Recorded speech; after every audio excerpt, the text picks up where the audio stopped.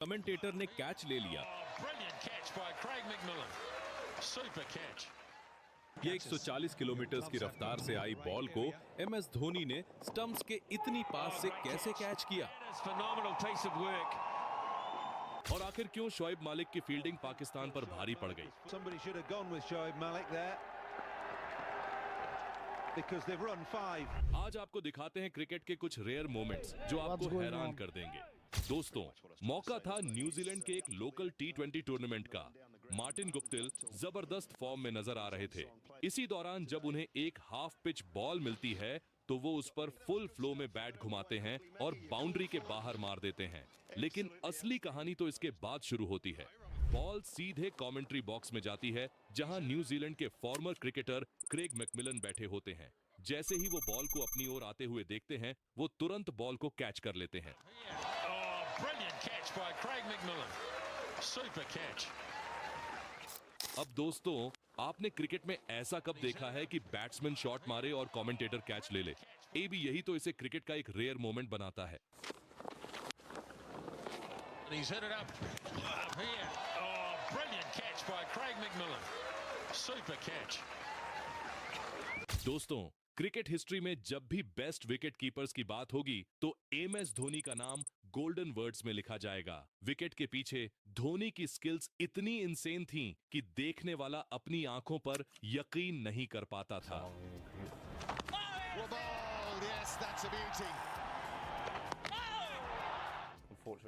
कुछ ऐसा ही हमने देखा भारत और न्यूजीलैंड के एक मैच में, जब भुवनेश्वर कुमार के सामने ब्रैंडन मैकुलम को आगे बढ़कर शॉट लगाने से रोकने के लिए एमएस धोनी स्टंप्स के पास आकर विकेट कीपिंग करते हैं।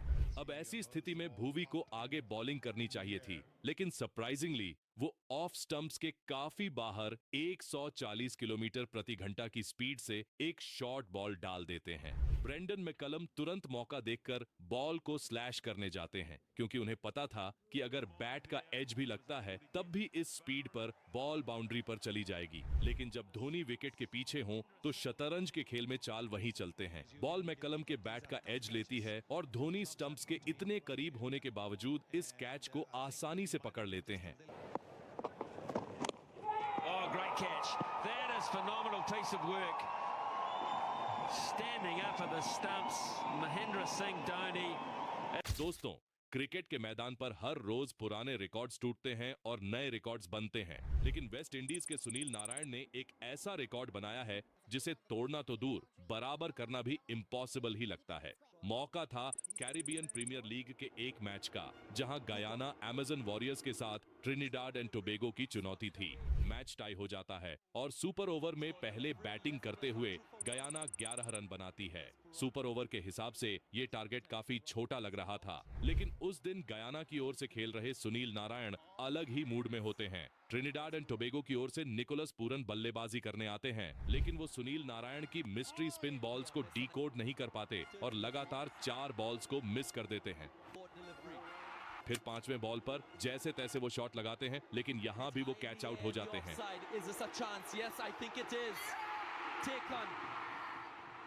इसके बाद आखिरी बॉल खेलने रॉस टेलर आते हैं, लेकिन वो भी रन नहीं बना पाते। इस तरह सुनील नारायण क्रिकेट इतिहास में पहली बार सुपर ओवर को मेडन डालते हैं और उसमें एक विकेट भी चटकाते हैं। वैसे आपको क्या लगता है, क्या फ्यूचर में कोई बॉलर सुनील नारायण की इस अचीवमेंट को इक्वल कर पाएगा? कमेंट करके बताओ।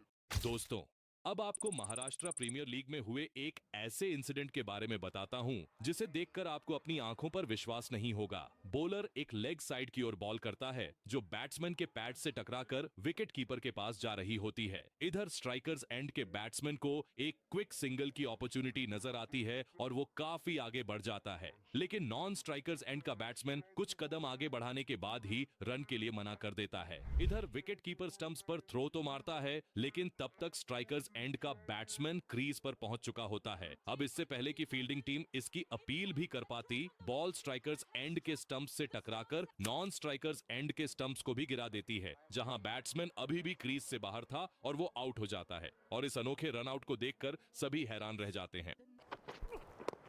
Oh, nicely guided off the patch, chance of run out, directed and could be trouble.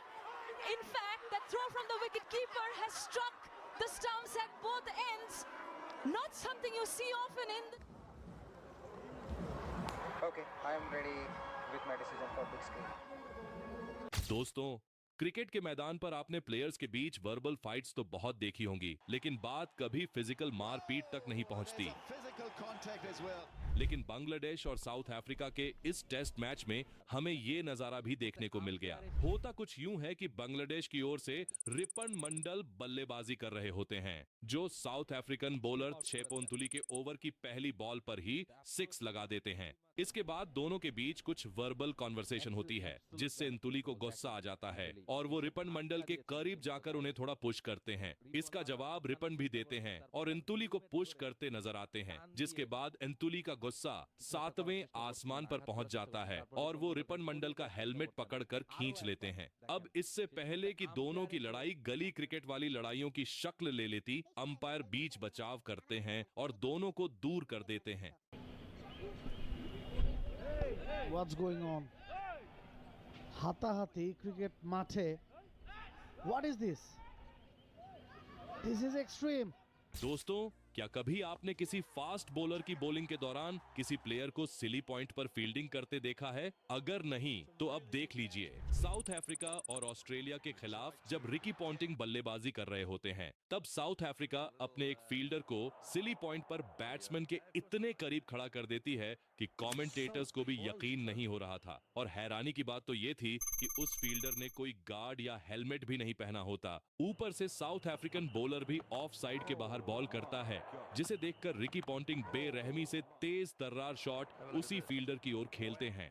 Ball सीधे उस फील्डर के हाथ से टकराती है और फिर सीने से जा लगती है।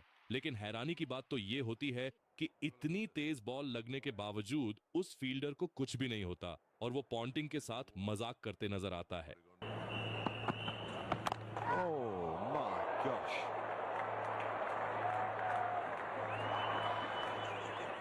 दोस्तों, क्रिकेट के मैदान पर हमने फील्डर्स को एक से एक जबरदस्त बाउंड्री एफर्ट्स करते देखा है, जिससे वो अपनी टीम के लिए कुछ रन बचा सके।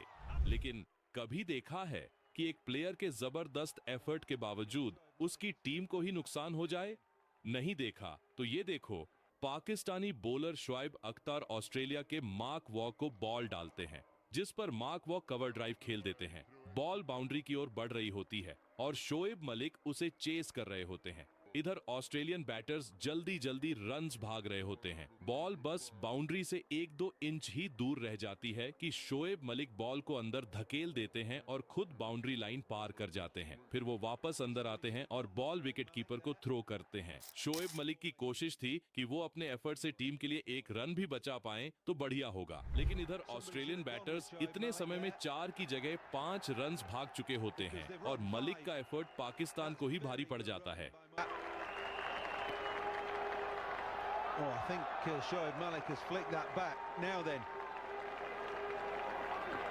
Somebody should have gone with Shoaib Malik there. Because they've run 5. दोस्तों, 23 अक्टूबर 1999 के दिन हमें कुछ ऐसा देखने को मिलता है जो हमने ओडी क्रिकेट की हिस्ट्री में कभी नहीं देखा था। जिम्बाब्वे के खिलाफ एक मैच में जब जिम्बाब्वे के आखिरी बल्लेबाज डेविड मुटेंद्रा बल्लेबाजी करने आते हैं, तो ऑस्ट्रेलियन कैप्टन स्टीव वॉ पूरे 9 फील्डर्स को स्लिप कॉर्डन में लगा देते हैं और डेमियन फ्लेमिंग से बॉल कराने को कहते हैं।